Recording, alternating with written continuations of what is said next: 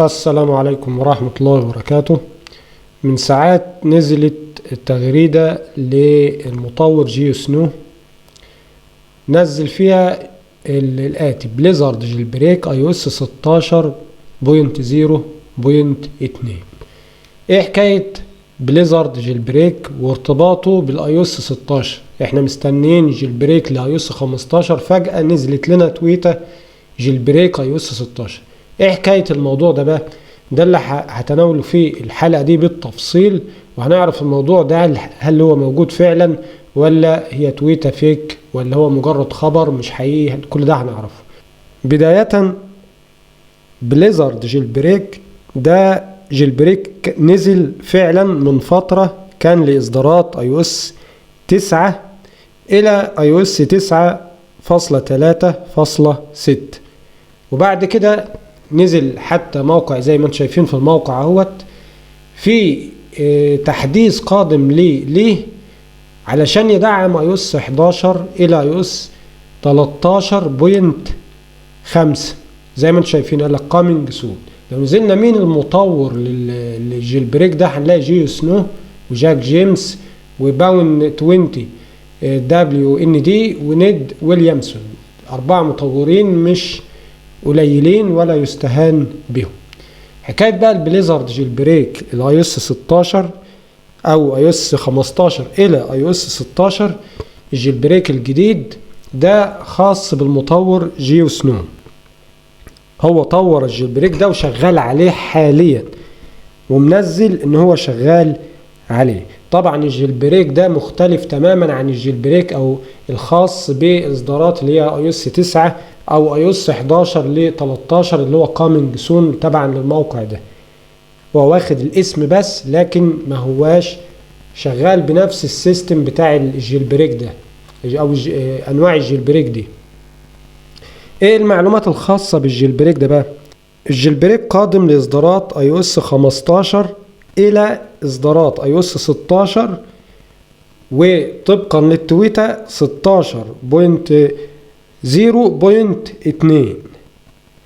واوضح وتم توضيح ان الاجهزة المدعومة للجيل بريك ده كالاتي، كام زي اللي ظاهر لكم في الايفون: في ايفون اكس، ايفون 8 بلس اند ايفون 8، وايفون 7 بلس وايفون 7، وايفون 6 اس بلس وايفون 6 اس، وفي الايبود تاتش الجيل السابع، وفي الايباد اللي هو 2019 الجيل السابع، والايباد 2018 الجيل السادس، وايباد برو 10.5 ل 2017، وايباد برو 12.9 الجيل الثاني 2017، وايباد 2017 الجيل الخامس، وايباد الجيل الرابع، وايباد ميني 4.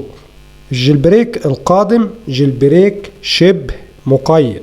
معنى ان يكون شبه مقيد يعني تقدر تعمل ستارت للجهاز بتاعك او تقفله بعد كده تفتحه بعد فترة وما بيروحش الجيل بريك، بيفضل موجود بأداء. طبعا بيقابلك بعض المشاكل لكن الجيل بريك ما بيروحش بغلق الجهاز او عمل ريستارت ليه.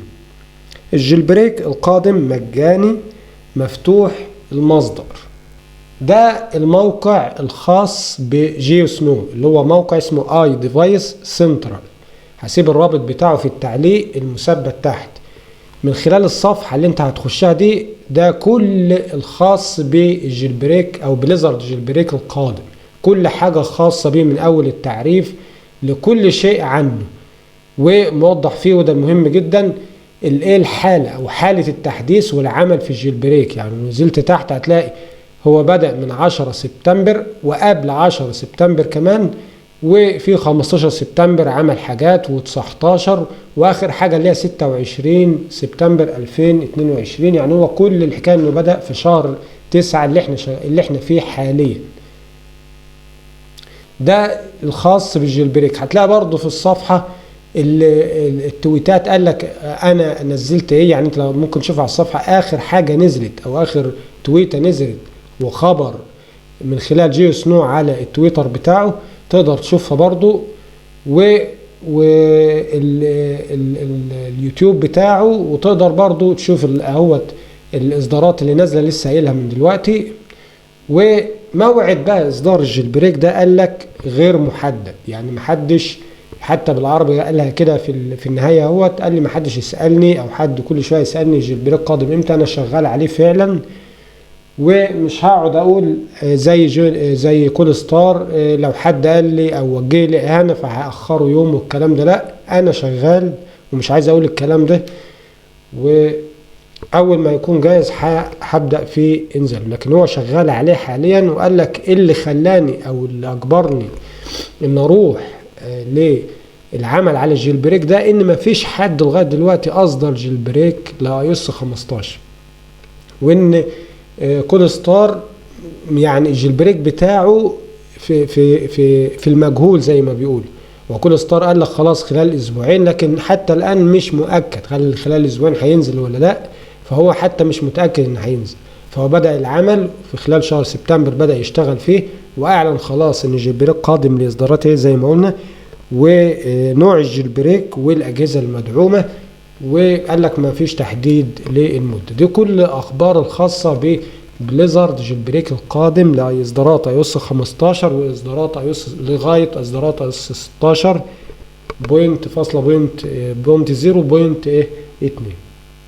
دي متابعه لاخر اخبار الجيل بريك، لا ده شرح طريقه ولا نقدر اقول لك بالظبط هينزل امتى، لكن انا بتابع الاخبار وبحاول اجيب لك الاخبار بالعربي او بشرح مبسط، تعرف لو انت متابع الجيل بريك عشان جهازك تعرفه هينزل امتى، او ايه الناس شغاله المطورين شغالين ايه. تابع برضو الفتره الجايه كل خبر او كل خبر مهم هعمل له فيديو وشرح ليه.